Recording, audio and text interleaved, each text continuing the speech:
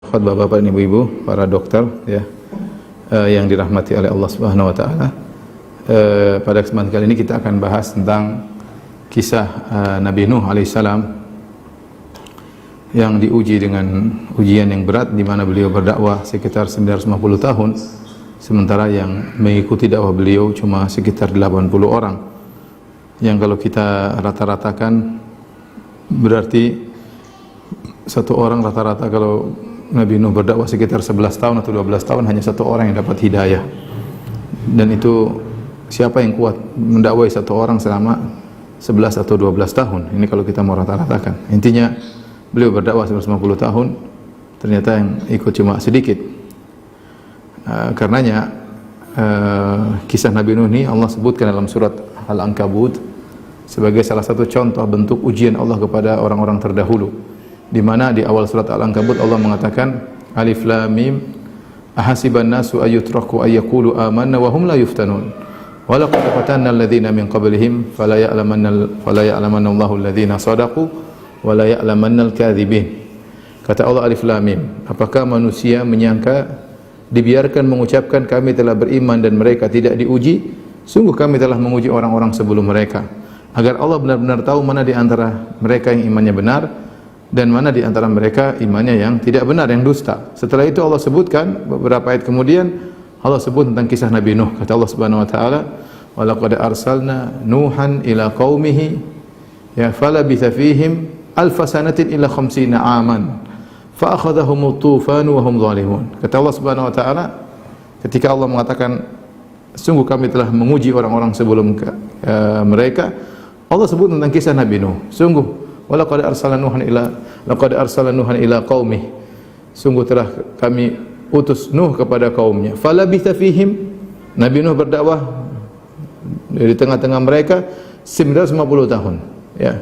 Setelah itu mereka tetap membangkang, fa akhadhahum at-tufanu wa hum zalimun, maka mereka ditimpa dengan banjir yang besar karena mereka berbuat zalim, berbuat syirik kepada Allah Subhanahu wa taala. Inilah kisah Nabi Nuh, insyaallah akan kita bahas pada kesempatan kali ini. Sebelum kita menyampaikan kisahnya, saya ingin menyampaikan tentang keistimewaan Nabi Nuh alaihissalam.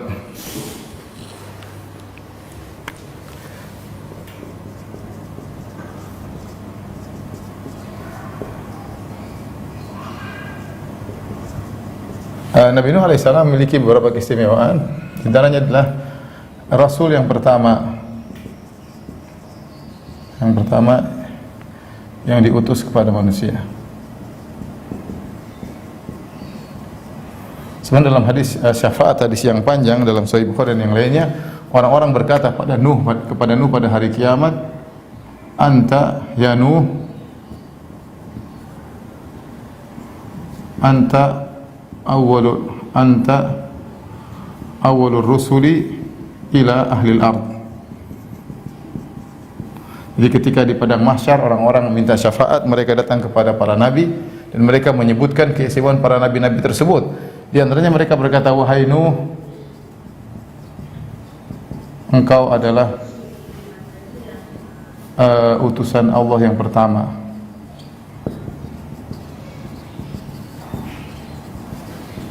Ibnu Abbas radhiyallahu anhu menyebutkan jarak antara Adam alaihissalam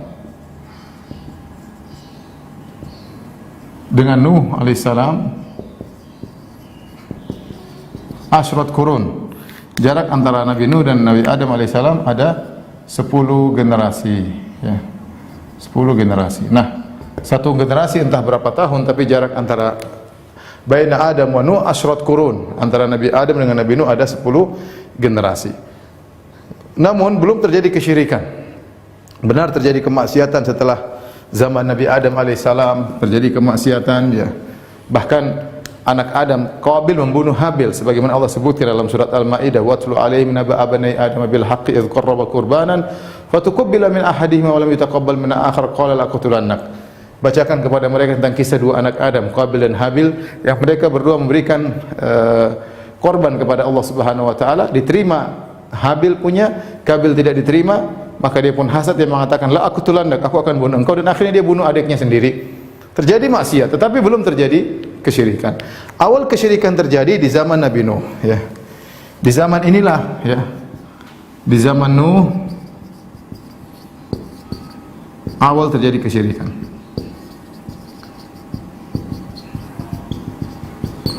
Ada beberapa berhala yang disembah yang Allah sebutkan dalam surat Nuh, yaitu Wat, Suwa, Yaguth, Ya'uq, Nasr.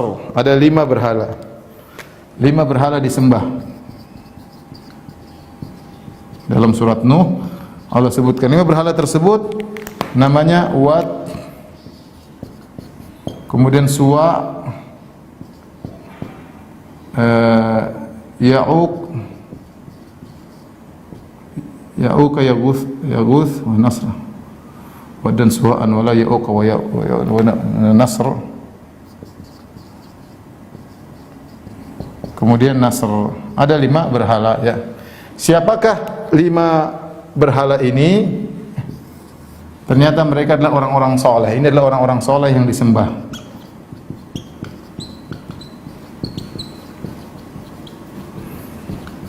Ibnu Abbas radhiyallahu anhu dalam Sahih Bukhari mengatakan, haula'i asma'u rijalin qaum solihin min qaumi Nuh. Mereka ini Wat, Suwa, Yaguth, Ya'uq, Nasr adalah 5 dari orang-orang soleh di zaman Nabi Nuh alaihissalam.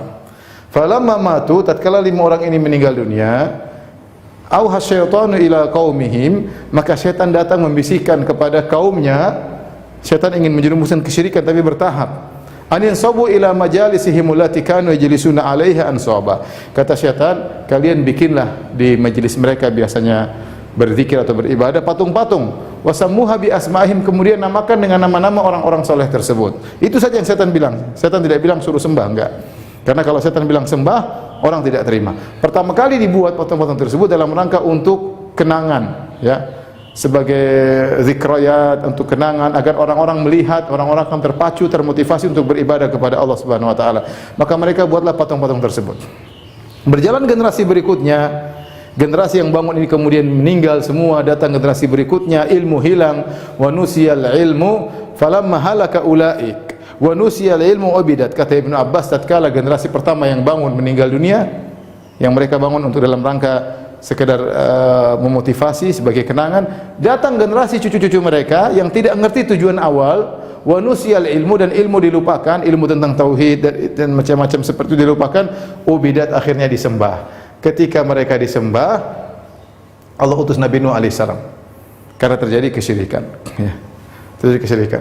Makanya ketika Nabi Nuh berdakwah kepada mereka, tinggalkan kesyirikan, apa kata kaum Nabi Nuh? Wa qalu la tadharunna alihatakum wa la tadharunna waddan wa la suwa'an wa la yaguth wa ya'uq wa nasra. Kata pengikut kaum Nabi Nuh, jangan kalian tinggalkan Tuhan-Tuhan kalian karena dakwah Nuh. Jangan kalian pernah meninggalkan beribadah kepada Wad, Suwa, Yaguth, Ya'uq dan Nasra. Ya. Ini keistimewaan Nabi Nuh. Yang pertama adalah Rasul yang pertama diutus kepada manusia. Keistimewaan yang kedua,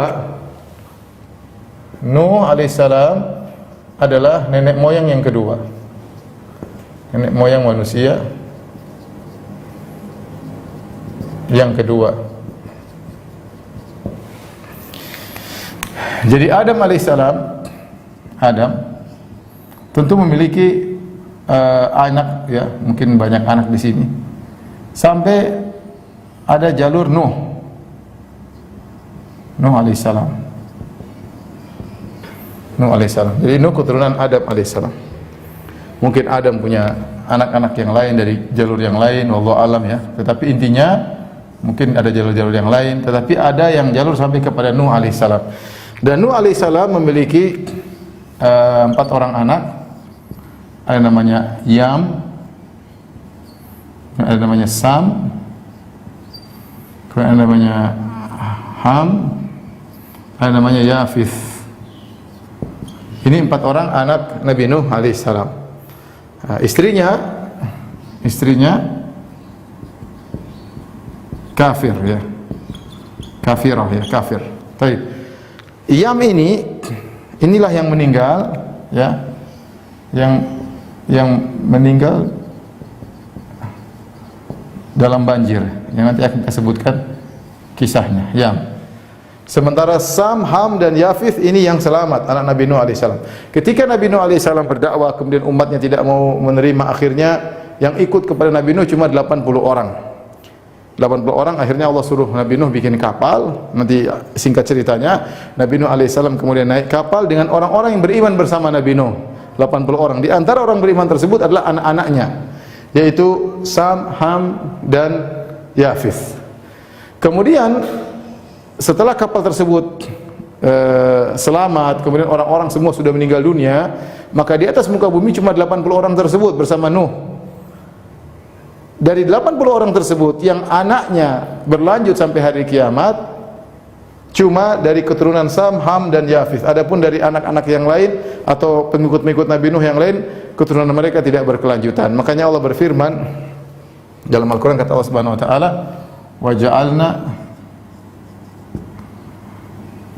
dzurriyyatuhumul baqin." Dzurriyyatuhu humul baqin. Kata Allah, "Wa ja'alna dzurriyyatahu humul baqin." Kami jadikan keturunan Nuh itulah yang tersisa. Jadi dari yang naik kapal itu yang cuma tersisa cuma keturunan Nabi Nuh alaihissalam. Dari sini kata para ulama, seluruh umat manusia kembali kepada 3 orang ini. Sam adalah bapaknya Arab, kemudian Bani Israel, kemudian Romawi, Persia. Semuanya kembali kepada Sam. Adapun Ham, kata para ahli sejarah, Ham kembali kepada Sudan, kemudian India, kemudian Barbar. Adapun Yafith ini kepada Asia, Cina, ya, Mongol, ya, yaitu orang-orang Asia, termasuk Indonesia. Kembalinya kepada Yafith. Dari sini, tatkala seluruh manusia kembali kepada 3 orang ini, kita ini semua manusia pasti keturunan bin Yafith bin Nuh. Karena semua manusia keturunan Nabi Nuh, maka Nabi Nuh diberi gelar dengan Abul Bashar Tsani. Karenanya ini semua manusia. Karenanya Nabi Nuh diberi gelar dengan Abul Bashar Tsani. Nabi Nuh disebut juga Abul Bashar Ats-Tsani, nenek moyang manusia yang kedua. Jadi kita semua di atas muka bumi ini adalah keturunan Nabi Nuh, sekaligus kita juga keturunan Nabi Adam. Tapi Nabi Adam adalah nenek moyang yang pertama, Nabi Nuh adalah nenek moyang yang kedua. Ini agar kita tahu bagaimana sejarah Nabi Nuh alaihissalam, ya. Makanya ketika Allah sebutkan tentang Bani Israel, Allah kaitkan dengan Nabi Nuh alaihissalam. Kata Allah Subhanahu wa taala dalam awal dari surat Bani Israel, kata Allah, "Subhanalladzi asra bi 'abdihi lailan minal masjidil haram ilal masjidil aqsa alladzi barakna haulahu linuriyahu min ayatina innahu samiul basir wa ataina Musal kitaba wa ja'alnahu hudan li bani Israila ala tattakhidhu min duni wakila dzurriyyata man hamalna ma'a Nuh innahu kana 'abdan syakura." Kata Allah, "Wa ataina Musal kitaba," kami berikan kepada Nabi Musa adalah Taurat. "Wa ja'alna hudan li bani Israil," kami jadikan Taurat sebagai petunjuk bagi Bani Israel.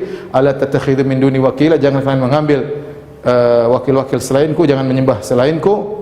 Siapa Bani Israel? Kata Allah, "Dzurriyyata man hamalna ma'anu." Bani Israel itu adalah dzurriyyata man hamalna ma'anu innahu kana 'abdan syukura. Bani Israel adalah keturunan orang-orang yang ikut dalam kapal Nabi Nuh.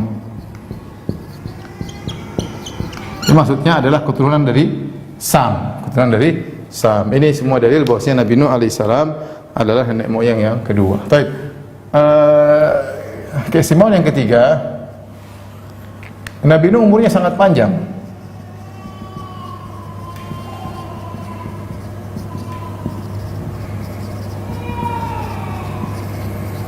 Perhatikan di sini Allah berfirman dalam surat Al-Ankabut, kata Allah Subhanahu wa taala, "Laqad arsalna Nuhan ila qaumihi." Laqad arsalna Nuhan ila qaumihi falabitha fihim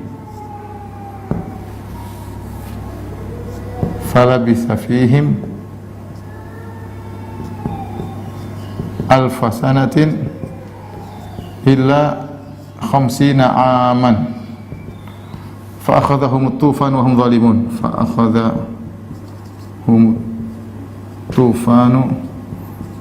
zalimun Perhatikan ayat ini. Kata Allah, sungguh kami telah mengutus Nuh kepada kaumnya, ya. Kami telah mengutus Nuh. Yaitu dia diangkat menjadi rasul. Mengutus Nuh kepada kaumnya. Falabitha fihim alfasana. Kemudian Nuh berdakwah alfasana ila khamsina aman, yaitu 950 tahun. Fa akhadhahum at-tufan wa hum zalimun. Lalu mereka disiksa dengan banjir badang karena mereka zalim, karena mereka syirik. Nah, para ulama sepakat bahwasanya Nabi Nuh berdakwah 950 tahun, ya. Tetapi umur Nabi Nuh berapa? Berapa tahunkah Nabi Nuh diangkat menjadi rasul, dan berapa tahunkah Nabi Nuh meninggal setelah berdakwah 950 tahun? Maka secara umum ada beberapa pendapat. Ada yang mengatakan total umur Nabi Nuh adalah 1000 sekian. Kenapa 1000 sekian? Ada yang mengatakan Nabi Nuh ketika mau berdakwah umurnya 40 tahun sebagaimana nabi-nabi yang lain, 40 tahun. Setelah itu dia berdakwah 950 tahun. Berarti 950 tambah 40 sudah 990. Kemudian setelah itu dia hidup mungkin 10 tahun atau berapa tahun, jadi total jadi 1000 sekian. Ini pendapat. Pendapat lain mengatakan Nabi Nuh ketika diangkat menjadi rasul umurnya sudah 350 tahun. Setelah dia berdakwah 950 tahun, kemudian setelah itu dia masih tinggal lagi sekitar berapa? 200-300 tahun, Allah alam. Jadi totalnya umur dia 1600. Jadi ada khilaf di kalangan para ahli tafsir tentang berapa umur Nabi Nuh. Ada yang mengatakan kurang lebih 1000 tahun, ada yang mengatakan sampai 1600 tahun. Allah alam, intinya umurnya sangat panjang. Benar nabi-nabi terdahulu umurnya panjang seperti Nabi Adam alaihissalam 1000 tahun, dan mungkin nabi-nabi yang lain, tetapi yang Allah ceritakan kepada kita Nabi Nuh umurnya 1000 tahun lebih, atau dakwanya saja 950 tahun. Dan ini menunjukkan masa yang sangat lama dalam berdakwah, ya. Waktu yang sangat lama untuk berdakwah. Nanti akan kita jelas bagaimana cara dakwah Nabi Nuh. Taib yang ketiga, yang keempat, Nabi Nuh disifati oleh Allah dengan syakur, yang pandai bersyukur.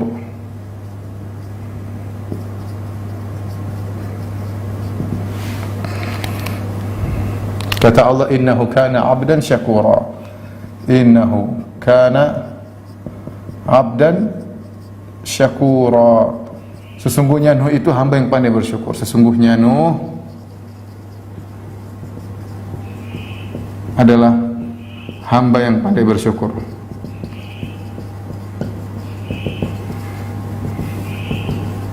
Saya ingin mengajak para dokter sekalian untuk merenungkan akan hal ini. Allah dalam surat Al-Isra mengatakan, innahu kana 'abdan syakura. Sesungguhnya Nuh adalah hamba yang pandai bersyukur. Dan ini kondisi Nabi Nuh yang pandai bersyukur diketahui juga oleh manusia tatkala di padang mahsyar. Ketika mereka datang untuk minta syafaat kepada Nabi Nuh, mereka berkata, ya Nuh, anta awwalur rusuli ila ahlil ardi. Wahai Nuh, engkau adalah rasul yang pertama Allah utus di atas muka bumi kepada penghuni bumi. Kemudian waqad sammaka Allahu 'abdan syakuran. Allah menamakan engkau dengan hamba yang pandai bersyukur. Tidak kau lihat bagaimana kondisi kami? Berilah syafaat kepada kami. Kata Nabi Nuh, saya pun butuh syafaat, pergi ke nabi yang lain. Tapi intinya Nabi Nuh dikenal dengan hamba yang pandai bersyukur. Timbul pertanyaan, kalau kita lihat cerita Nabi Nuh bukan sedang dikasih nikmat oleh Allah Subhanahu wa taala. Beda kalau kita bicara Nabi Sulaiman alaihissalam, ya Nabi Sulaiman raja, Nabi Daud raja, diberi kenikmatan yang luar biasa. Kalau kita bicara Nabi Nuh, tidak, isinya ujian. Nabi Nuh kehidupannya penuh dengan ujian. Nabi Nuh kehidupannya penuh dengan ujian.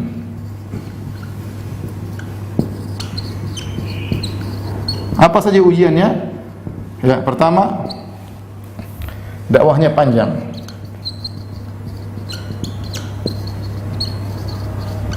...950 tahun dengan umat yang brengsek. Nanti akan kita jelaskan, yang bebal dan brengsek. Baik, apalagi ujian Nabi Nuh? Ya, anaknya kafir. Siapa tadi? Yam. Kafir, meninggal dalam kondisi kafir. Bukan ya, istrinya kafir. Timbul khilaf di kalangan para ulama, apakah Nabi Nuh istrinya cuma satu, ataukah ada yang muslim, ada yang kafir, muslimah dan kafirah. Tapi yang datang dalam Al-Quran, istrinya kafirah. Kata Allah Subhanahu wa taala, "Daraballahu mathalan lil ladzina kafaru imra'ata Nuhin wa imra'ata Lut." Dan seterusnya dalam di akhir surat At-Tahrim. Kata Allah, Allah memberikan perumpamaan kepada orang kafir tentang istri Nabi Nuh dan istri Nabi Lut. Kanata tahta abdaini min ibadina salihin. Kedua wanita ini, istri Nabi Nuh sama istri Nabi Lut adalah istri dari dua hamba kami yang saleh. Fa khanatahuma, keduanya berkhianat kepada suaminya, yaitu berbuat kesyirikan. Ya.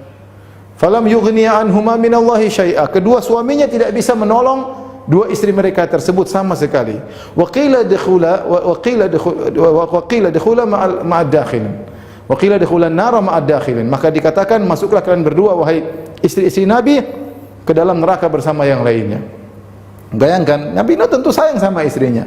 Tapi Allah sudah bilang, falam yughniya anhuma minallahi syai'a. Nabi Nuh, Nabi Lut tidak bisa menolong istrinya sama sekali kedua-duanya.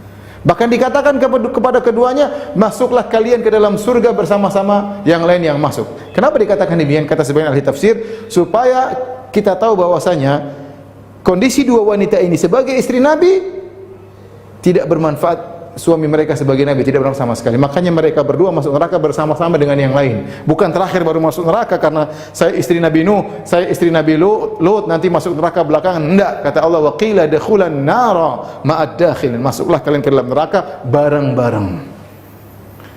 Kira-kira kalau kita misalnya seorang ustadz berdakwah, ceramah sana sini, siang dan malam ceramah, ternyata anaknya kafir. Enggak usah kafir, anaknya brengsek ternyata. Anaknya ternyata morfin, anaknya ternyata enggak sholat, anaknya ternyata suka bikin status macam-macam di Facebook, di internet, Instagram, bikin malu bapaknya. Bukan cuma itu, istrinya seorang dai. Saya enggak bicara Nabi, saya bilang dai. Enggak usah istrinya kafir, istrinya kurang ajar, istrinya malu dai tersebut. Apa kata orang-orang, ini dai, apa kamu berdakwah? Anakmu saja enggak bisa kau dakwahi, istrimu enggak bisa kau dakwahi. Ini yang dialami Nabi Nuh. Nabi Nuh mendakwahi kaumnya, ternyata istri dan anaknya kafir. Ini berat bagi Nabi Nuh. Ya. Belum lagi nanti diejek, nanti sebutkan bagaimana beratnya Nabi Nuh, dakwah Nabi Nuh alaihissalam dengan umatnya yang brengsek.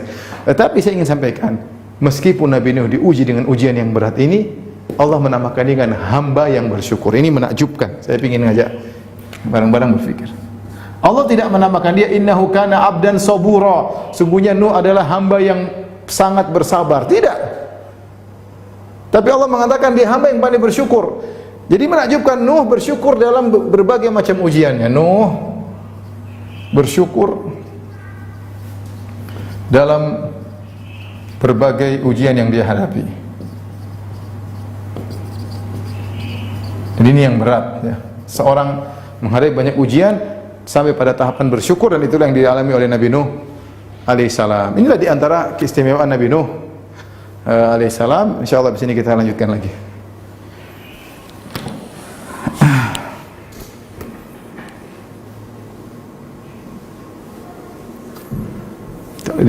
Coba biar di apa?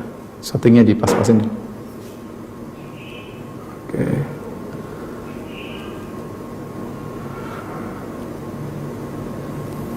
Ya.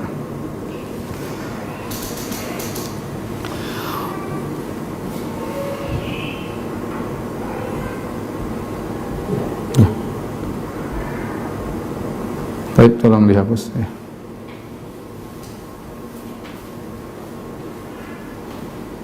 Setelah ini bapak-bapak dan ibu-ibu para dokter yang dirahmati Allah Subhanahu wa taala, kita akan bahas tentang bagaimana metode dakwah Nabi Nuh alaihissalam dan bagaimana sikap kaumnya terhadap Nabi Nuh alaihissalam.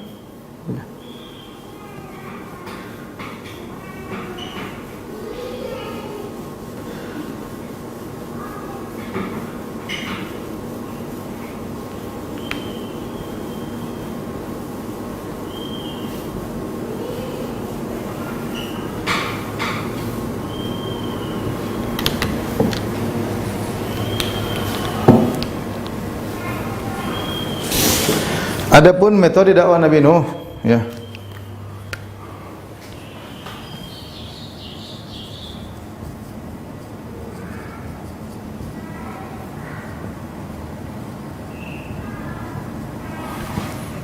Di antaranya Nabi Nuh alaihissalam dakwahnya adalah fokus kepada tauhid.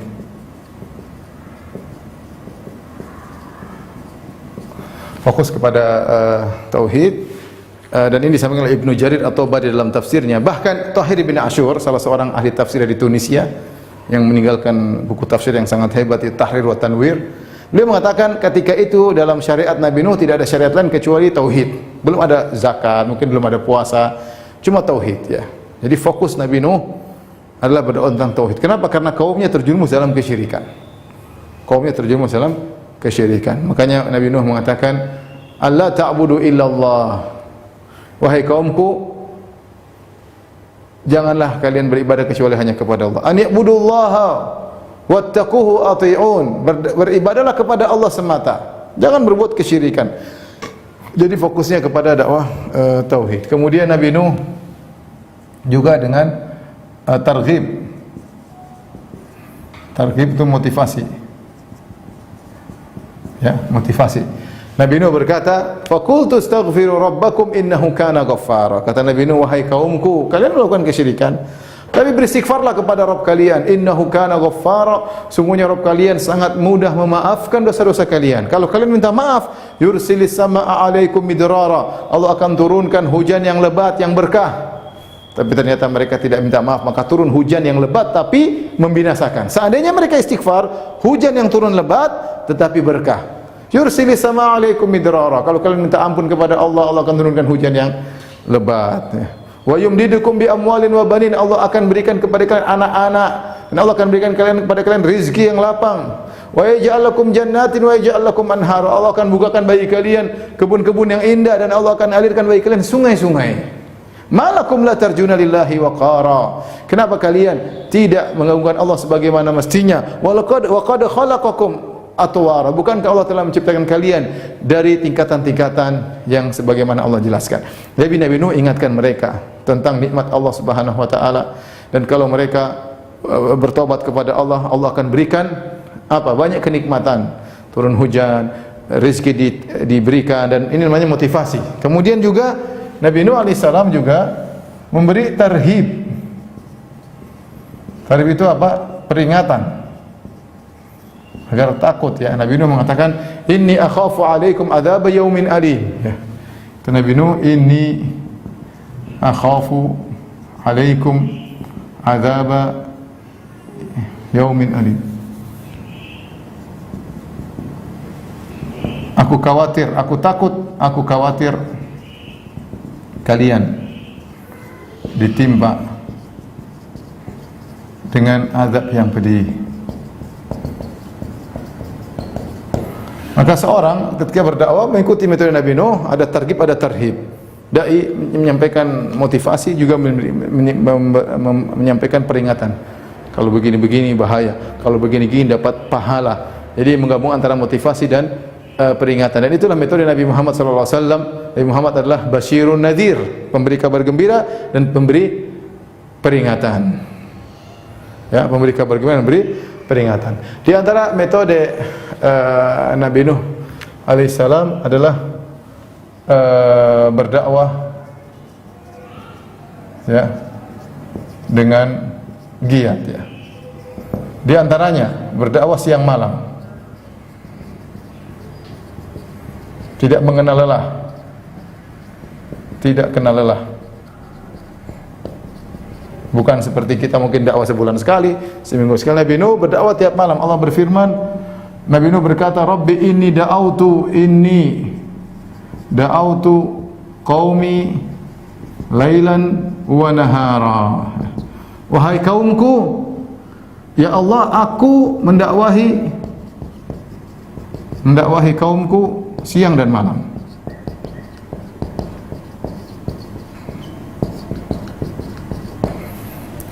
Ini dakwah Nabi Nuh siang dan malam. Kemudian apa? Metode, ya, metodenya bervariasi. Di antaranya itu dakwah Nabi Nuh alaihissalam dengan terang-terangan, dengan sembunyi-sembunyi. Ya, Nabi Nuh berkata, "Tsumma inni da'autuhum jihara." Tsumma inni da'autuhum jihara. Lalu aku mendakwahi mereka dengan terang-terangan. Mereka dengan terang-terangan. Yaitu kata para ulama, Nabi Nuh pergi ke pasar, ke tempat-tempat mereka, dia datangi, wahai kaumku, beribadahlah kepada Allah, tinggalkan kesyirikan, terang-terangan, ke sana ke sini orang perkumpulan. Sebagaimana Nabi SAW dahulu, Nabi datang ke pasar-pasar, Nabi SAW datang ke tempat haji di Mina, ketika Rasulullah SAW belum berhijrah, orang-orang musyrikin mereka berhaji, Nabi datangi, Nabi dakwahi tempat-tempat mereka. Kemudian, thumma inni da'autu lahum jihar, thumma inni da'autuhum jihar, thumma inni a'lantu lahum wa asrartu lahum israra. Wa asrartu lahum israra, yaitu aku mendakwahi mereka dengan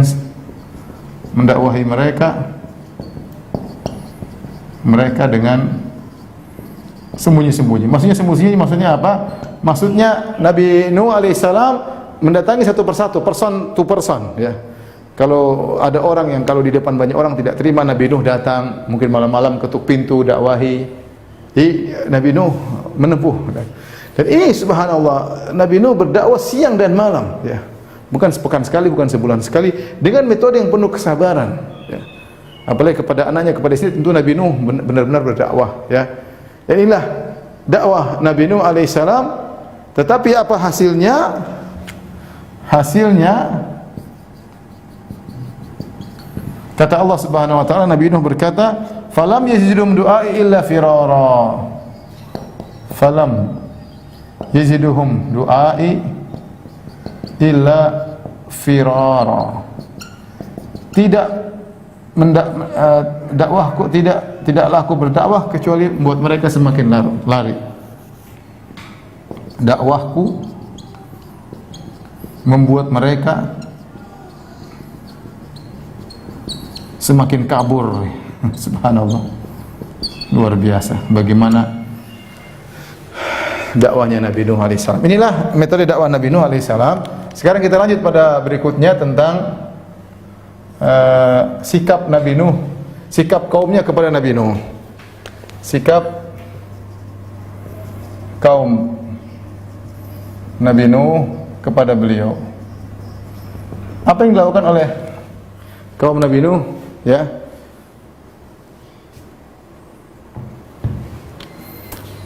Di antaranya semakin lari dari Nabi Nuh, dari Nuh alaihissalam. Jadi Nabi Nuh kalau lewat mereka kabur. Bayangkan, datangi kabur. Kalau didatangi mereka kabur. Kalau didatangi Nuh alaihissalam mereka kabur. Mengerikan, menjengkelkan seperti ini, ya. Kemudian di antara sikap mereka, ya, menutup telinga ketika Nabi Nuh berdakwah. Telinga dan kepala jika Nuh datang berdakwah, jika Nuh berdakwah. Ya. Kata Allah Subhanahu wa taala, ja'alu asabi'ahum fi adhanihim. Jadi kata Allah, Nabi Nuh mengeluh kepada Allah, ya Allah, aku berdakwah kepada mereka. Ja'alu asabi'ahum fi adhan, mereka masukkan jari mereka ke dalam telinga. Wastaghshaw thiyabahum, dan mereka nutup wajah mereka dengan baju mereka. Tidak mau lihat Nabi Nuh, tidak mau lihat, tidak mau dengar. Mengerikan. Tidak mau lihat, tidak mau dengar. Intinya apa? Tidak mau lihat Nuh, dan tidak mau dengar, tidak mau mereka.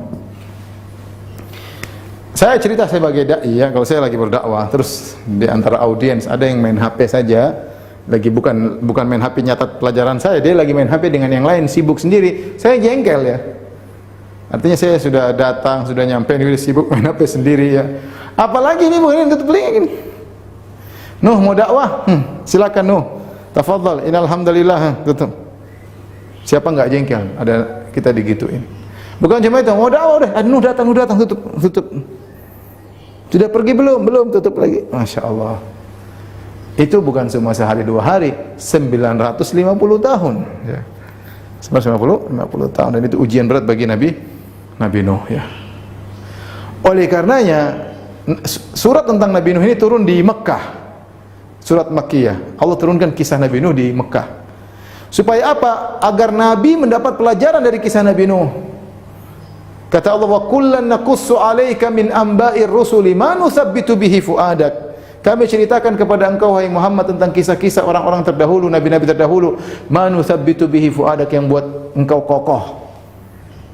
Allah mengatakan tilka min amba'il ghaibi nuhiha ilaik ma kunta ta'lamuha anta wala qaumuka min qabli hadza fasbir innal aqibatal muttaqin. Setelah Allah menyebutkan kisah Nabi Nuh kepada Rasulullah, Allah mengatakan inilah dari perkara gaib, kisah gaib yang kami kabarkan kepada engkau wahai Muhammad. Kau tidak tahu kisah ini sama sekali. Kaummu juga tidak tahu kisah ini sama sekali. Orang Quraisy tidak tahu kisah ini sama sekali. Kemudian kata Allah, fasbir, bersabarlah. Sabarlah seperti Nuh. Innal aqibatal muttaqin, sungguhnya kesudahan yang baik bagi orang-orang bertakwa. Artinya Nabi Muhammad SAW di awal dakwah di Mekah dimusuhi oleh orang Quraisy, dimusuhi oleh pamannya Abu Lahab, dihina-hina. Nuh sudah pernah sebelum itu bahkan lebih parah, 950 tahun. Kalau Nabi SAW di Mekah 13 tahun seperti itu, Nabi Nuh 950 tahun. Ya. Kemudian di antara sikap mereka menuduh Nabi Nuh dengan tuduhan yang tidak-tidak.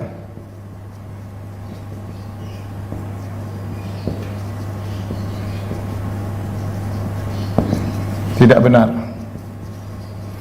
Apa tuduhan tersebut? Di antaranya mereka mengatakan Nabi Nuh di atas kesesatan. Nabi Nuh sesat kata mereka. Inna naraka fi dhalalin mubin, kata mereka, inna naraka fi dhalalin mubin. Wahai Nuh, kata kaumnya, kami lihat engkau Nuh, lihat engkau itu Nuh dalam kesesatan yang nyata. Mereka parah ya. Bukan cuma mengatakan Nuh engkau sesat, bukan cuma bilang Nuh engkau sesat, engkau dalam kesesatan yang nyata, lengkap, kesesatan parah, kesesatan yang nyata. Ini tuduhan mereka kepada Nabi Nuh ya. Mereka juga menuduh Nabi Nuh sebagai orang gila, bukan cuma sesat. Dan Nabi Nuh bantah. Ibnu berkata, ya qaumi laisa bi dhalalatun walakinni rasulun min rabbil alamin. Nabi Nuh bantah dengan jawaban yang halus. Nabi Nuh mengatakan, wahai kaumku, aku tidak ada kesesatan, aku ini utusan Tuhan. Nabi Nuh tidak mengatakan ente yang sesat. Enggak, Nabi Nuh alaihissalam sabar. Dia yang mengatakan aku tidak sesat, aku ini utusan Tuhan. Dia sabar karena ingin kaumnya dapat hidayah. Makanya Nabi Nuh berkata, ya qaumi, wahai kaumku. Artinya apa? Nuh sayang kepada mereka. Nuh alaihissalam ingin mereka dapat hidayah. Sampai Nabi Nuh tidak mengatakan, hei orang kafir, enggak, orang bahlul, enggak. Nabi Nuh berkata, wahai kaumku, aku tidak sesat, aku ini utusan Tuhan. Nah, itulah perbuatan kaumnya. Kemudian Nabi Nuh dituduh sebagai orang gila.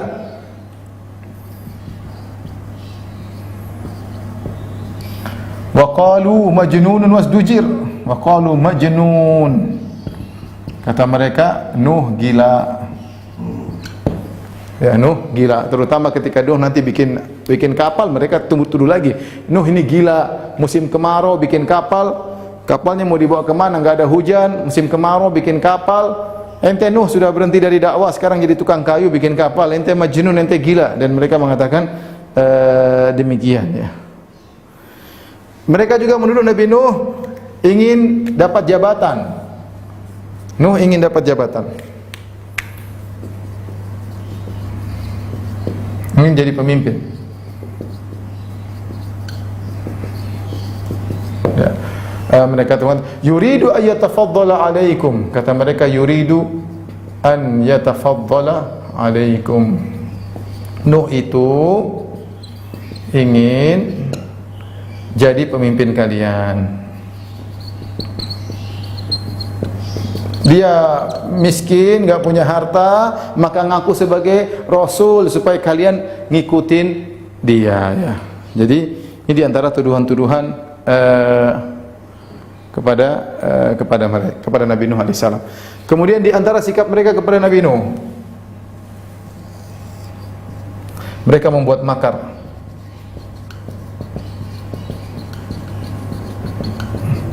Maka rencana jahat, ya, rencana buruk. Kata Allah, wa makaru makran kubbara. Mereka membuat makar yang besar. Wa qalu la tadharunna alihatakum wa la tadharunna waddan wa la su'an wa la yughutha wa yauqa nasra. Kata Allah, mereka buat makar yang besar. Mereka bilang sama yang lain, jangan dengar Nuh. Jangan tinggalkan sembahan kalian. La tadharunna waddan, jangan tinggalkan sembahan wad, wala suwa juga jangan. Wa yaghus, yauq, nasra, ini 5 berhala jangan kalian tinggalkan. Sabar dalam menyembah Tuhan-Tuhan itu. Jangan dengar Nuh. Dan ini peringatan bagi kita bahwasanya bukan yang bersabar bukan cuma ahlul haq, ahlul batil juga bersabar dalam menyebarkan kesesatan mereka. Orang-orang ahlu syirik, mereka juga menyebarkan kesyirikan mereka. Dan mereka bersabar, mereka juga berinfak, mereka mengeluarkan biaya. Sebenarnya zaman Nabi Nuh, kata kaumnya, la tadharunna waddan wala suwa'an wala yaghutha wa yauqa wa nasra. Jangan tinggalkan sesembahan-sembahan. Makar yang besar, kata Allah, bersatu padu untuk kekeh dan kokoh dalam kesyirikan. Kekeh dan kokoh dalam kesyirikan. Kemudian bahkan mereka mengancam dengan fisik. Mengancam, merajam Nuh alaihissalam. Ya, la takunanna minal marjumin, ya. Ya. Wahai Nuh, kau akan dirajam kalau kau tidak berhenti dari dakwahmu. Diancam dengan dirajam. Mereka juga kasih syubhat. Di antara metode mereka adalah memberi syubhat. Memberi syubhat kepada Nuh.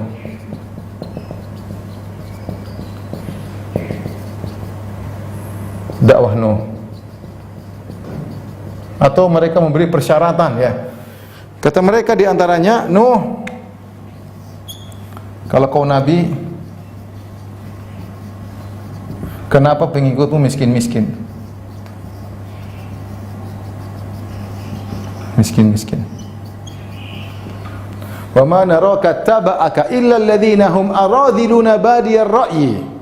Kata mereka, Nuh, kami lihat yang ikut kamu itu hanya orang-orang bodoh, yang diomongin langsung percaya. Oh, kalau kami tidak, Nuh, kami tidak langsung percaya. Adapun pengikutmu baru diomongin langsung percaya.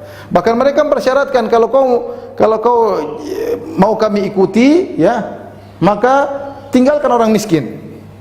Ya. Jika kau ingin kami beriman, tinggalkan orang-orang miskin. Dan ini syubhat yang sama yang disampaikan orang Quraisy kepada Nabi Muhammad sallallahu alaihi wasallam. Sebagaimana dalam surat Al-Kahfi, mereka berkata tinggalkan orang-orang miskin, ya. Ya, kalau kamu ingin kami beriman wahai Muhammad, tinggalkan orang-orang miskin. Sama Nabi Nuh juga dikatakan demikian.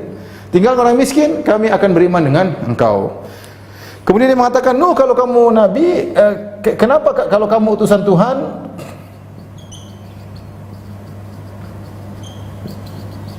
kenapa bukan malaikat? Ini juga mereka kasih persyaratan. Kalau kamu utusan Tuhan, kenapa kau bukan malaikat? Kenapa kau tidak kaya? Ngeyel jadi mereka. Kenapa kau tidak kaya? Kenapa kau tidak tahu ilmu gaib? Tidak tahu seluruh ilmu gaib. Nabi Nuh kan tahu sebagian ilmu gaib diberitahu oleh Allah, tapi kenapa kau tidak tahu seluruh ilmu gaib?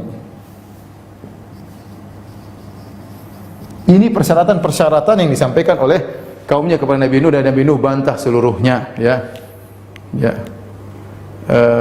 Man yansuruni in taraktuhum, ya. Kata Nabi Nuh, ya wahai kaumku, kalau aku tinggalkan wahai kaumku orang-orang kaya, kalau aku tinggalkan yang miskin-miskin ini, siapa yang akan menolongku dari azab Allah kalau aku meninggalkan mereka? Ya, Nabi Nuh membantah, saya tidak peduli, enggak ada masalah. Ini Allah yang suruh, kalau saya tinggalkan ini, ya saya akan diazab oleh Allah Subhanahu wa taala. Wa aqul lakum inni malak. Aku ini bukan malaikat. Ya, aku ini bukan malaikat, ya. Aku tidak punya khazainul ard, aku tidak punya kekayaan dunia juga, tidak syarat jadi nabi harus kaya raya, tidak syarat. Nabi Nuh bantah satu persatu. Wala alamul ghaib, aku tidak tahu ilmu gaib. Nabi tidak harus tahu ilmu gaib seluruhnya. Nabi Nuh jelaskan, bantah satu persatu. Ketika mereka dibantah, mereka jengkel. Akhirnya mereka berkata, ya Nuhu, qad jadaltana fa aktsarta jidalana fa'tina bima ta'iduna in kunta minas shadiqin. Wahai Nuh, kau ini tukang debat, padahal yang debat mereka. Fa aktsarta jidalana, kau debatin kami terus wahai Nuh, kami ngomong kau bantah, kami ngomong kau bantah. Nabi Nuh padahal bantah baik-baik, diperhatili syubhat-syubhat mereka, mereka jengkel. Kata mereka, fa'tina bima ta'iduna, kalau gitu datangkanlah pada kami azab yang kau janjikan. Kau kan bilang kalau kita tidak beriman akan azab yang pedih, ada azab yang pedih. Datangkan kalau kau benar-benar seorang rasul. Ya. Ini ucapan mereka kepada Nabi Nuh. Akhirnya Nabi Nuh berdoa kepada Allah agar didatangkan azab. Tolong dihapus.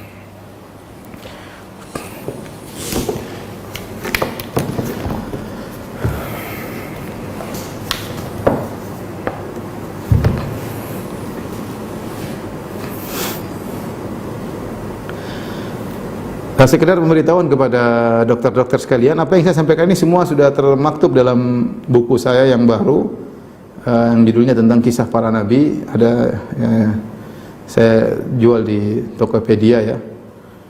Ya, nanti bisa dilihat ya di Facebook atau di Instagram, ya. Kalau ini dimudahkan, insyaallah tidak. Karena untungnya semua untuk dakwah, itu pun untungnya sedikit, ya. Ini iklan ya, enggak apa-apa ya. Jadi bukunya 730 halaman dan full color, judulnya kisah-kisah Nabi disertai dengan bagan-bagan. Kemudian harganya cuma 100.000, ya. Untungnya tidak banyak, itu juga untuk 100% untuk dakwah.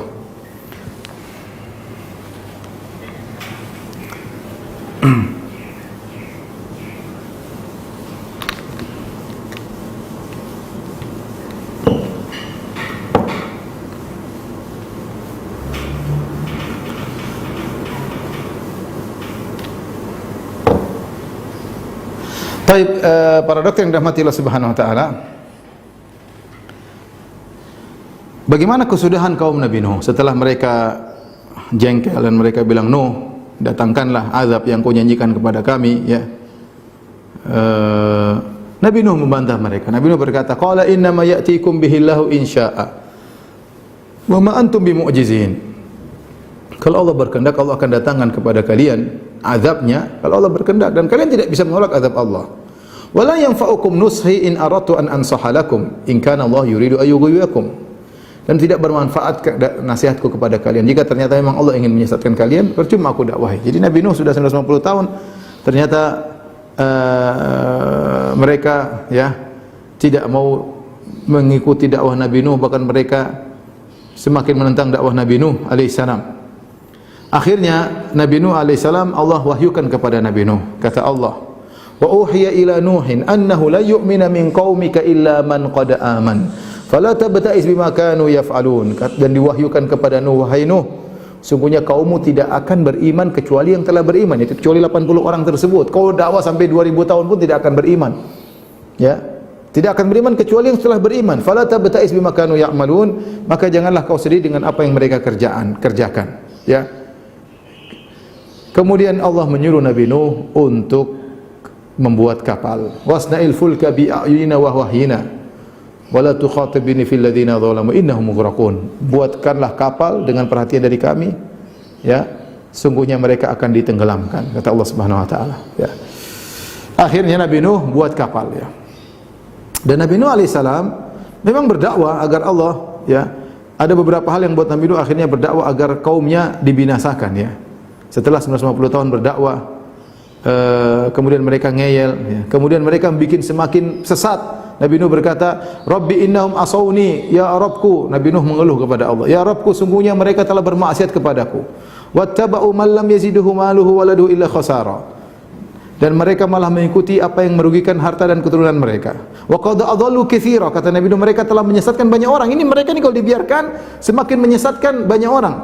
Wala tazidiz zalimina illa dhalala. Janganlah kau tambahkan bagi orang-orang zalim tersebut kecuali kesesatan. Kemudian Nabi Nuh berkata, Rabbi la tadhar 'alal ardi minal kafirin dayyara. Ya Rabbku, inilah doa Nabi Nuh.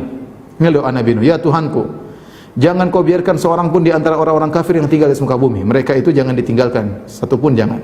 Inilah doa Nabi Nuh, yang Nabi Nuh ketika dimintai syafaat pada hari kiamat, Nabi Nuh tidak mau karena dia pernah mendoakan keburukan bagi kaumnya. Ya, kata para ulama, kenapa Nabi Nuh mendoakan keburukan bagi kaumnya? Ada 5 sebab.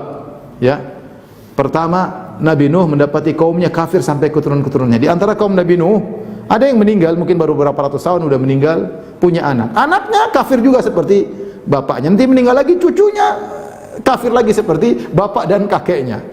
Jadi turun-turunan mereka ternyata kafir kepada Nabi Nuh. Jadi seakan-akan dakwah Nabi 150 tahun tidak merubah kondisi mereka, ya. Kemudian tadi Allah sudah mengabarkan bahwasanya tidak akan beriman lagi mereka kecuali 80 orang. Ya. Kemudian di antara kenapa Nabi Nuh berdakwah kepada Allah agar mereka dibinasakan, karena Nabi Nuh tidak ingin melihat kesesatan semakin tersebar. Karena mereka ini sudah kafir bukan cuma diam-diam, mereka menentang dakwah dan mereka menyebarkan kesyirikan di mana-mana. Ya. Dan Nabi Nuh juga di antaranya khawatir kaumnya yang sudah beriman nanti goyah. Lama-lama goyang, diganggu oleh mereka ini. Dan khawatir mereka kembali kafir. Kemudian juga di antara sebab yang kelima, kata para ulama, Nabi Nuh tidak tega, tidak kuat melihat kesyirikan yang dilakukan. Namanya orang kalau ahli tauhid lihat kesyirikan itu enggak kuat. Ini 5 sebab, kata para ulama, yang menyebabkan Nabi Nuh alaihissalam akhirnya berdoa agar Allah membinasakan mereka. Akhirnya Allah menyuruh Nabi Nuh bikin kapal. Apa yang terjadi ketika Nabi Nuh bikin kapal? Kata Allah, wa yasna'ul fulka wa kullama marra alaihi mala'un min qaumi sakhiru min. Tatkala Nabi Nuh sedang membuat kapal, setiap ada kaumnya yang lewat sengaja untuk mengejek Nabi Nuh, mereka berhenti ngejek Nabi Nuh, sakhiru min. Nuh, ya, ngapain bikin kapal? Sudah berubah profesi kah? Majnun ente Nuh, gila ente gila. Ini musim kemarau, enggak ada hujan, ente bikin kapal, majnun, gila. Mereka sengaja mampir, wa kullama marra alaihi mala'un min qaumi. Datang lewat sempatkan diri untuk ngejek Nabi Nuh, Nuh, sinting. Datang lagi lewat yang lain, Nuh, gila. Nuh, sudah berubah profesi, tidak dakwah lagi, sudah lama tidak berdakwah, sekarang jadi tukang kayu. Mereka ngejek terus. Nabi Nuh menjawab, ya, qala in taskharu minna fa inna naskharu minkum kama taskharun. Sekarang kalian mengejek kami, suatu saat kami akan mengejek kalian sebagaimana kalian mengejek kami. Fasawfa ta'lamuna ma ya'ti adzabun yukhzih. Kalian akan tahu siapa yang datang kepadanya azab yang pedih. Wa yahilu 'alaihi adzabun muqim, dan akan ditimpa dengan azab yang kekal. Nabi Nuh berdoa, fada'a rabbahu anni maghlubun fantasir. Nabi Nuh berdoa, ya Allah, ya sungguhnya aku tidak sanggup lagi mendakwahi mereka. Menangkanlah aku ya Allah. Akhirnya tiba saatnya Allah suruh, kata Allah, kalau sudah tiba, ya, keluar air dari dapur, semua pengikutmu suruh naik di atas kapal, hewan-hewan suruh naik di atas kapal, karena Allah akan menenggelamkan bumi dengan banjir tersebut. Yang tersisa hanyalah yang tinggal di atas kapalnya Nabi Nuh alaihissalam, baik manusia maupun hewan-hewan. Maka disebutkan Nabi Nuh membuat kapal dengan beberapa tingkatan, sebagian tempat hewan, sebagian tempat manusia, sebagian tempat burung, semuanya dinaikkan di atas kapal tersebut, kemudian berjalan. Tiba saatnya, ya, mereka terus ngajak Nabi Nuh, tiba saatnya Allah turunkan hujan. Kata Allah, fafatahna abwabas samaa'i bima'in munhamir. Kami bukakan pintu-pintu langit, maka keluarlah air hujan yang sangat deras. Munhamir itu sangat deras. Kemudian apa? Wa fajjarnal arda uyunan. Kami keluarkan bumi menjadi mata air. Bukan kami keluarkan air dari mata air, tapi kata Allah, kami jadikan bumi sebagai mata air. Jadi mata air di mana-mana. Saking banyak mata airnya, sampai kata Allah Subhanahu wa taala, wa faratan nur, sampai dapur yang harusnya tempat api keluar air. Berarti sudah parah. Di mana-mana sudah keluar air, ya. Faltaqal ma'u ala amrin qad qudir. Maka bertemulah air langit dan air tanah, semua keluar dengan begitu banyak. Ya. Akhirnya mereka kebingungan. Nabi Nuh naik di atas kapalnya. Nabi Nuh berkata, wa qala irkabu fiha bismillahi. Naiklah kalian dalam kapal bismillah, dengan menyebut nama Allah. Majreha wa mursaha, berlayar dan berlabuhnya dengan nama Allah. Inna rabbi laghafurur rahim. Sungguhnya Tuhanku amat sangat penyayang lagi maha pengampun. Kemudian naik, berjalanlah kapal tersebut. Kapal kayu. Kata Allah, wa hiya tajri bihim fi maujin kal jibal. Maka kapal tersebut berjalan di ombak yang seperti gunung. Ombaknya tinggi besar seperti gunung sampai di atas kapalnya, ya. Kapal biasa yang kata Allah Subhanahu wa taala, wa hamalnahu ala dzati alwahin wa dusur. Itu kapal hanya terbuat dari kayu dan paku. Kapal biasa, bukan seperti kapal kita sekarang keren pakai besi, pakai apa. Kapal selam itu kapal papan dan kayu. Sementara ombaknya luar biasa. Tapi ingat, kapal tersebut berlabuh dengan bismillahi majreha wa mursaha, maka Allah selamatkan. Kata Allah, fi maujin kal jibal, maka ombak seperti gunung. Tiba-tiba Nuh melihat putranya, Yam, yang Nabi Nuh sangat cintai. Bayangkan 950 tahun Nabi Nuh dakwah, ini orang tidak beriman, anak yang bagaimana sih namanya buah hati, namanya darah daging sendiri. Maka Nabi Nuh memanggil anaknya dengan penuh kelembutan. Wa nada Nuhun ibnahu. Nabi Nuh panggil anaknya, ya wa kana fi ma'zilin. Dia sedang berada sendirian, terpisah dari orang-orang kafir yang lainnya. Ya bunayya arkam ma'ana, dia mengatakan, wahai putraku. Dia tidak mengatakan wahai si kafir, wahai si brengsek, kan Abi sudah bilang apa? Bapak kan sudah bilang kamu brengsek, kamu mati lu, mampus lu. Enggak. Tetap bapaknya keluar sifat bapaknya. Dia mengatakan, ya bunayya, wahai putraku. Ini panggilan sangat lembut. Ya bunayya arkam ma'ana, wahai anakku, naik dulu. Wala takum ma'al kafirin, jangan kau gabung sama orang kafir. Nabi Nuh tidak ingin banyak diskusi, yang penting naik dulu. Ini kesempatan cuma ombak seperti gunung. Bagaimana? Nabi Nuh yang penting kamu naik dulu, nanti diskusi di atas kapal. Nabi Nuh pokoknya panggil, ya bunayya, ayo naik. Kau itu sebenarnya bukan seperti mereka, ayo naik. Jangan kau seperti orang kafir. Nabi Nuh tidak berkata kau kafir, tidak. Nabi Nuh mengatakan jangan kau bersama orang kafir. Mari naik. Apa kata anaknya? Qala sa'awi ila jabalin ya'simuni minal ma'. Dengan sombongnya anaknya, dia mengatakan, saya akan pergi ke gunung yang akan melindungi aku dari banjir ini. Nabi Nuh ingatkan, la asimal yauma min amrillah illa man rahim. Tidak ada yang Allah selamatkan pada hari ini kecuali yang Allah sayangi. Nabi Nuh sementara berkata-kata, tahu-tahu wahala bainahumul mauj wa fakana minal mughraqin. Tiba-tiba ada ombak. Nabi Nuh sedang ngobrol, tahu ada ombak menghantam anaknya, masuk ke dalam, meninggal dunia. Dan ini menyedihkan Nabi Nuh alaihissalam, ya. Akhirnya mereka tenggelam, yang kata Allah Subhanahu wa taala, mimma khati'atihim ugriku fa udkhilu nar. Perhatikan sini. Kata Allah, karena dosa-dosa mereka, ugriku, mereka ditenggelamkan. Fa ini kalau bahasa Arab menunjukkan lalu, artinya lalu dan tidak ada jeda. Jadi ugriku fa udkhilu nar, mereka tenggelamkan langsung masuk dalam api. Timbul pertanyaan, mereka kan ditenggelam dengan air, api di mana maksudnya? Maka ada dua pendapat di kalangan para ulama. Ada yang mengatakan begitu mereka mati dalam ombak, langsung ruh mereka dimasukkan dalam alam barzakh, langsung disiksa dengan api. Ada pendapat mengatakan enggak, air yang menghantam mereka, di dalamnya ada api. Sebagaimana kalau kita ada terkadang lahar atau lava dari gunung masih menyala dalam air, ya. Wallahu alam bisawab, intinya Allah mengatakan fa'udkhilu nar, mereka pun dimasukkan dalam api ketika itu, ya, dan mereka disiksa. Akhirnya setelah itu dikatakan waqila ya ardu bilai ma'aki. Setelah semua meninggal, maka dikatakan kepada bumi, wahai bumi, telan kembali airmu. Wa ya sama'u aqli'i, wahai langit, berhenti dari curah hujanmu. Wa ghidhal ma'u, maka air pun surut. Wa qudiyal amru, dan perkara sudah selesai. Wastawat alal judi, kemudian akhirnya kapal Nabi Nuh bersandar di sebuah gunung namanya Gunung Al-Judi, entah ini di mana posisinya. Wa qila bu'dan lil qaumidz zalimin, dan binasalah orang-orang yang zalim. Setelah Nabi Nuh masih ingat anaknya, kemudian dia berkata kepada Allah, Rabbi inna bini min ahli. Dia berdoa, siapa tahu ada harapan. Ya Rabbku, sungguhnya putraku adalah dari keluargaku. Wa inna wa'dakal haq, dan janjimu benar ya Allah. Wa anta ahkamul hakimin, tapi engkau adalah zat yang maha bijak. Allah tegur Nabi Nuh. Nabi Nuh ingin Allah, ya, selamatkan anaknya meskipun dalam kondisi kafir. Apa kata Allah? Ya Nuh, innahu laisa min ahlik. Wahai Nuh, itu bukan keluargamu. Innahu amalun ghairu salih. Dia adalah melakukan perbuatan yang tidak benar, syirik. Fala tas'alni ma laisa laka bihi ilm. Jangan kau minta kepadaku yang kau tidak punya ilmu tentangnya. Ya, artinya Nuh manusia. Bapak sedih lihat anaknya meninggal.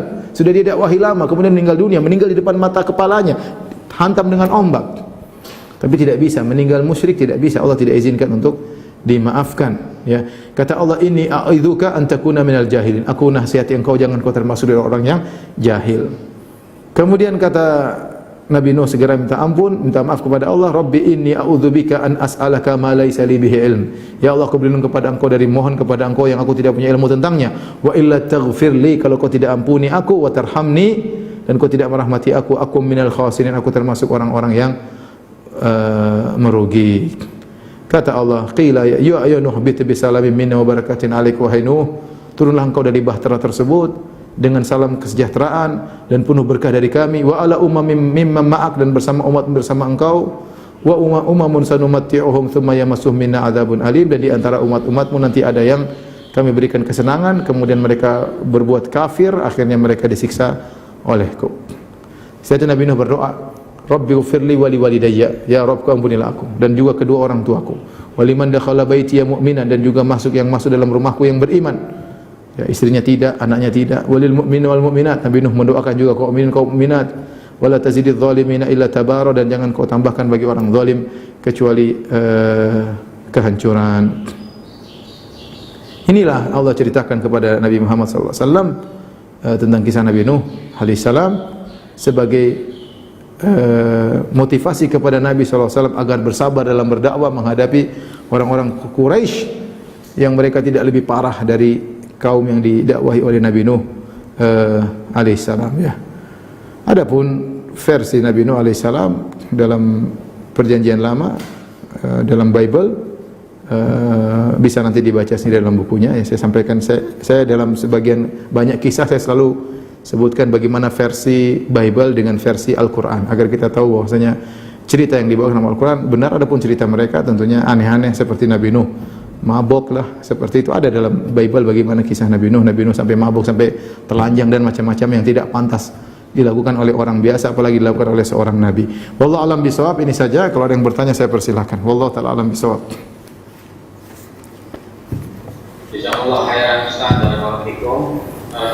Baik Ustaz, berikutnya saya bacakan pertanyaan dari para peserta kajian. Pertanyaan pertama dari Rekam Didi. Assalamualaikum Ustaz, jika tidak salah pada kisah Nabi Nuh dilanda banjir 300 sampai 400 meter tinggi gelombang airnya, dan Nabi Nuh menghubungi putranya yang jaraknya cukup jauh. Artikel ini pernah diposting di salah satu acara TV di bulan 6. Apakah memungkinkan saat itu sudah ada teknologi yang maju? Bagaimana menurut Al-Quran? Apakah betul seperti itu ceritanya? Terima kasih. Tentu saya tidak pernah dengar seperti itu, bahwasanya jaraknya 400 meter, kemudian ombaknya 400 meter, tapi wallahu alam ya, kita tidak tahu ukurannya. Allah hanya mengatakan fi maujin kal jibal, bahwasanya kapal tersebut, bahtera tersebut berlabuh di atas ombak yang seperti gunung. Bagaimana jarak Nabi Nuh dengan putranya? Wallahu alam bisawab ya. Detail-detail seperti itu butuh dalil. Kalau tidak ada dalilnya, maka ini perkara yang gaib, kita tidak usah berbicara tentang masalah tersebut ya. Jadi saya tidak bisa membangun hukum di atas itu teknologi atau enggak teknologi. Yang jelas Allah sebutkan ombaknya seperti gunung, Nabi Nuh bisa bicara sama anaknya. Wallahu a'lam bishawab. Baik Ustaz, pertanyaan berikutnya dari Ibu Diana Muhammad. Pertanyaannya, apakah Nabi Nuh mempunyai anak yang soleh yang bernama Syam, dan apakah Syam ini sebagai keturunan dari Nabi Hud dan Nabi Soleh? Oh, alam bisawab tadi sudah kita sebutkan. Ini perkataan ahli sejarah. Perkataan ahli sejarah, mereka mengatakan Nabi Nuh tadi punya anak 4. Di awal pengajian kita sebutkan, mungkin yang penanya tidak bertanya, tidak dari awal ngikutin. Nabi Nuh punya anak ada namanya Sam, Ham, Yafith dengan Yam. Yam kafir.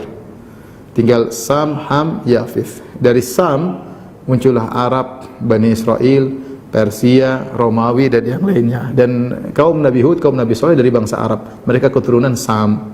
Wallahu a'lam bishawab, demikian disebutkan oleh para ahli sejarah. Pertanyaan berikutnya dari Pak Johan Raffles. Assalamualaikum Ustaz, sebagaimana penjelasan Ustaz, kesyirikan berawal di zaman Nabi Nuh dengan menyembah orang-orang soleh. Apakah artinya pada masa itu mereka menyertakan 5 orang soleh tersebut dalam beribadah kepada Allah, ataukah mereka ateis? Hingga kini kesyirikan berlanjut meskipun nenek moyang manusia sekarang yaitu anak-anak Nabi Nuh telah menyaksikan azab saat itu. Pertanyaan saya, bagaimana setan dapat menjadikan syirik sejak dahulu hingga sekarang sebagai kegodaan bagi manusia, dan apakah setan itu ujian bagi orang beriman atau manusia? Setan tentu, iblis tentu punya banyak cara ya. Lihat tadi kita sebutkan bagaimana mereka menggelincirkan kaum Nabi Nuh dengan perlahan-lahan. Pertama suruh bikin patung dulu, tidak langsung disuruh sembah. Ibnu Abbas sudah sebutkan, falamma halaka ulaik wa nusiyal ilmu ubidat. Pertama dibangun cuma bangun patung, disebut namanya. Kalau dilihat untuk semangat beribadah, untuk apa namanya, zikrayat, untuk kenangan ya, supaya menggugah motivasi untuk beribadah. Lama-lama yang generasi pertama bangun, berganti generasi berikutnya yang tidak tahu menahu tentang apa tujuan. Akhirnya setan bisikan lagi, itu diibadahi. Artinya mereka ibadah. Kita mungkin pikir, kok bisa mereka mereka bisa beribadah kepada makhluk? Kenyataannya sekarang yang kafir lebih banyak daripada orang bertauhid. Sekarang nyembah patung berapa orang? Berapa miliar orang? Yang menyembah ada seperti di India, orang menyembah tikus, menyembah monyet. Mereka bukan orang bodoh, mereka orang cerdas. Kalau kita bicara IQ, mereka cerdas. Ada yang menyembah matahari, ada yang menyembah macam-macam ya.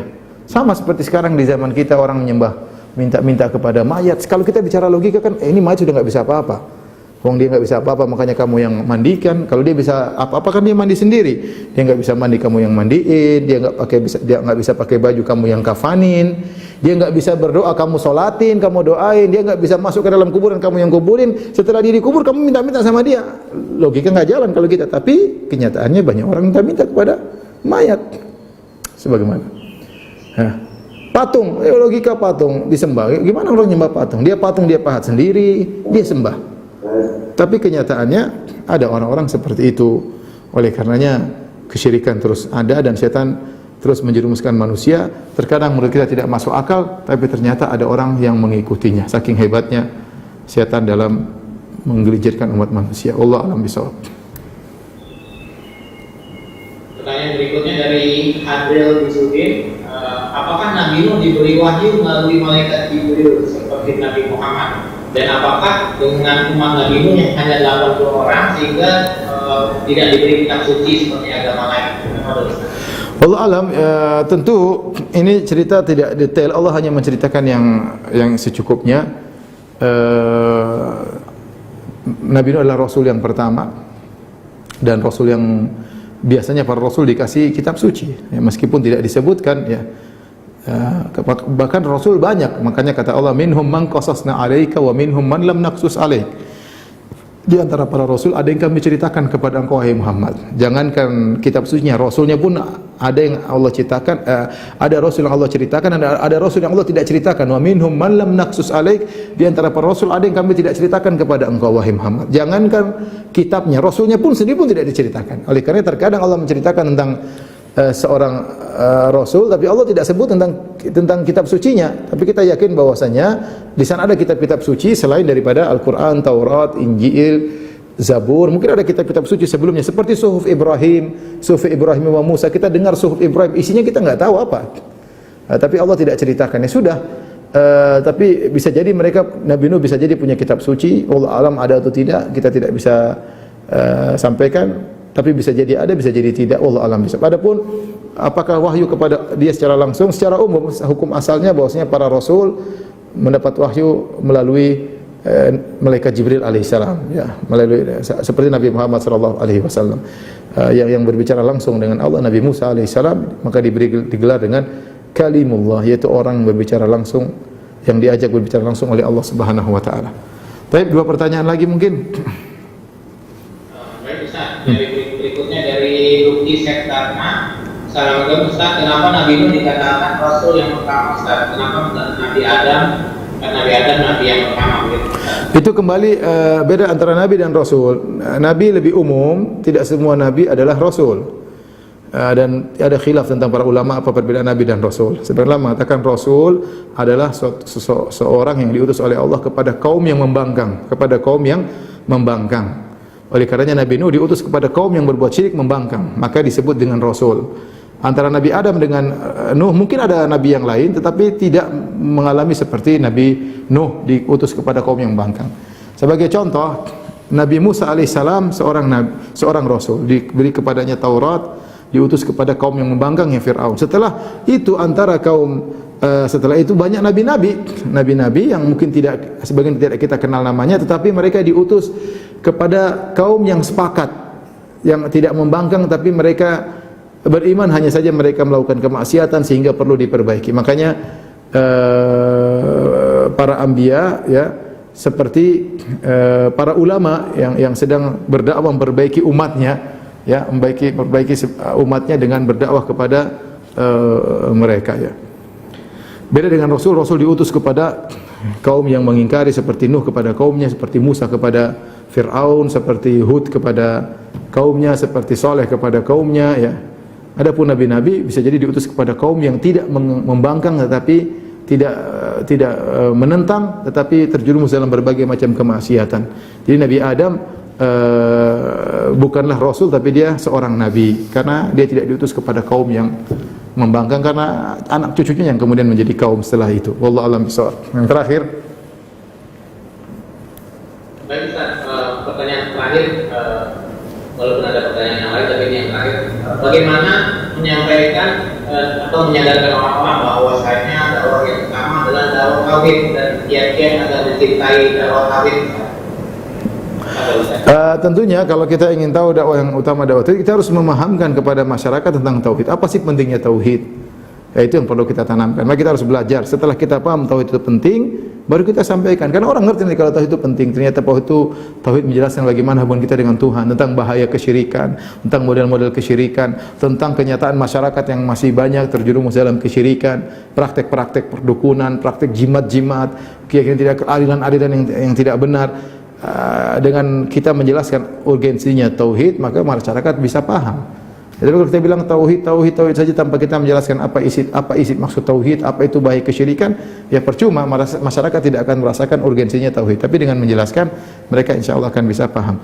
Demikian apa yang bisa saya sampaikan pada kesempatan kali ini. Insya Allah kita lanjutkan pada kesempatan yang lain. Wabillahi taufiq wal hidayah. Assalamualaikum warahmatullahi wabarakatuh.